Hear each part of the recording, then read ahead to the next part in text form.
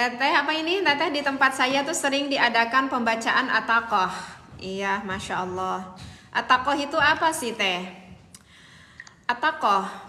At-Taqah itu kakak kalau berbicara secara bahasa, kakak berbicara secara bahasa atau secara umum, artinya At-Taqah itu adalah pembebasan kak. Kalau secara bahasa, secara lughat, secara umumnya lah arti At-Taqah itu adalah pembebasan. Sedangkan kalau misalkan artinya At-Taqah, oke, lanjut lagi ya.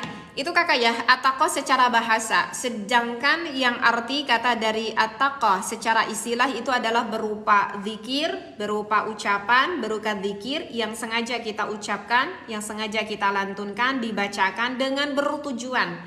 Ini kakak tujuannya ya, dengan bertujuan agar kita itu dibebaskan dari api neraka. Oh tuh kan perkawis jodoh. Narosna kedah kanu langkung sepuh Kang Adang ari naroskeun jodoh mah sanes kanu langkung ano margi nu langkung sepuh mah langkung pangalaman Kang Adang. Jadi teteh sareng Kang Adang mah salersa langkung pangalaman keneh Kang Adang. Ya, jadi begitu kakak ya, yang dinamakan dengan at-taqah. Dan at-taqah itu terbagi menjadi dua bagian. Ada at-taqah sughra dan juga ada at-taqah kubra. Ini nanti kita bisa lihat ya di dalam kitab Khazinatul Asrar. Di sana ada suatu hadis yang diterima oleh Siti Aisyah radhiyallahu an. Jadi di dalam hadis an Aisyah radhiyallahu anha qalat qala Rasulullah sallallahu alaihi wasallam ya. Kemudian dalam hadis itu mengatakan Rasulullah man qala, nah barang siapa yang mengucapkan la ilaha illallah, yang mengucapkan lafaz la ilaha illallah ahada, berapa itu? Ahada wasab'ina alfan, sebanyak 70.000 satu. Bayangkan loh kak, barang siapa yang membaca lafaz la ilaha illallah sebanyak 70.000 satu kali, maka di sana dikatakan ishtara bihi minallahi azza wa jalla. Maka di sana masya Allah ya, berarti ia itu telah menebus akan siksaan dari api neraka. Bahkan di sana diterangkan fa'alahu ya, wa kadza fa'alahu li ghairihi. Bahkan bisa untuk diberikan atau dihadiahkan terhadap orang lain.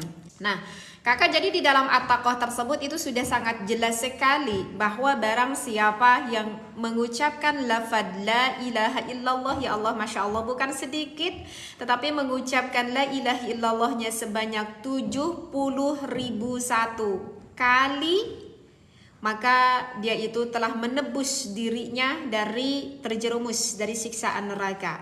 Itu teteh memang di dalam satu harikah, dalam berapa minggukah, dalam berapa bulankah, tidak ada waktu. Selama kita hidup kita bacakan, diniatkan untuk at-taqah ya.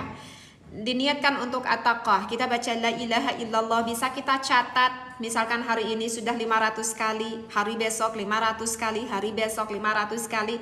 Kalau misalkan sudah sampai menembus sampai 70.000 satu kali, berarti kita sudah mencapai terhadap at-taqah sughra tersebut.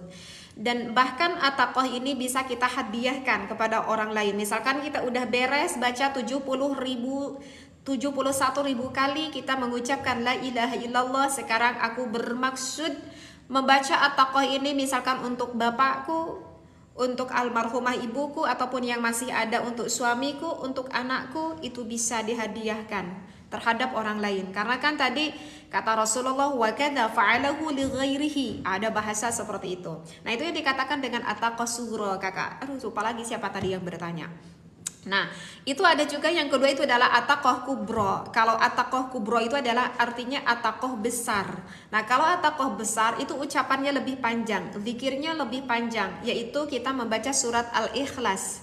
Berapa kali kita itu tahu kan Al-Ikhlas, qul huwallahu ahad ya, dan selanjutnya sampai ayat terakhir itu dibacanya lebih banyak lagi, maka dikatakan dengan at-taqah kubra. Kalau yang tadi 71.000, kalau sekarang itu sampai 100.000 kita membaca surat Al-Ikhlas. Masya Allah. Nah, itu udah dikatakan dengan at-taqah kubra. Seperti itu.